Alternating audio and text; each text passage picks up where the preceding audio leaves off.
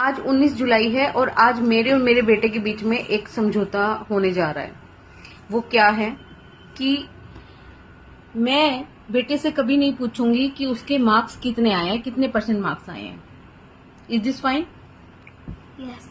Okay, ठीक है। और लेकिन उस आपको डेली रीडिंग और राइटिंग प्रैक्टिस करनी होगी, 1 पेज डेली। ओके।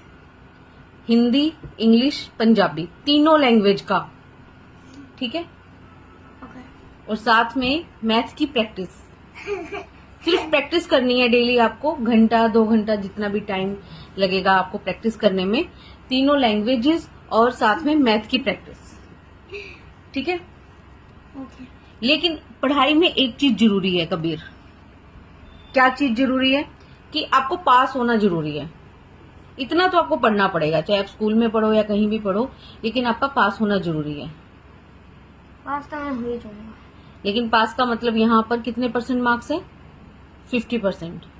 50 नहीं, 50 इतना ही सुपर या फिर नहीं, 80% छोड़ो। आपका बस यही है कि आपको 50% मार्क्स के साथ पास होना है। और इसके साथ साथ आपको प्रैक्टिस डेली करनी है। क्या क्या प्रैक्टिस करनी है बोलो? पंजाबी, हिंदी, इंग्लिश की रोज राइटिंग करनी है, राइटिंग प्रैक्टिस और रीडिंग करनी है। इन सभी सब्जेक्ट्स की और मैथ्स की प्रैक्टिस करनी है। मैथ की प्रैक्टिस करनी है, ठीक है। और जरूरी नहीं है कि तुमने ये सब चीजें अपने सिलेबस की बुक्स की ही करनी है। तुम कोई स्टोरी बुक या कोई भी, जो भी तुम्हारा फेवरेट टॉपिक है ना, वो उठाओ और उस टॉपिक के ऊपर रीडिंग राइटिंग प्रैक्टिस करो, ओके। ठीक है। ऐसे ही मैथ्स में भी तुम कोई भी टॉपिक उठाओ, अपना उस टॉपिक की प्रैक्टिस करो, ओके। ठीक है मणिकर्णिका? ओके। क्या जीभ निकालना है? आपको तो बस यही आना है।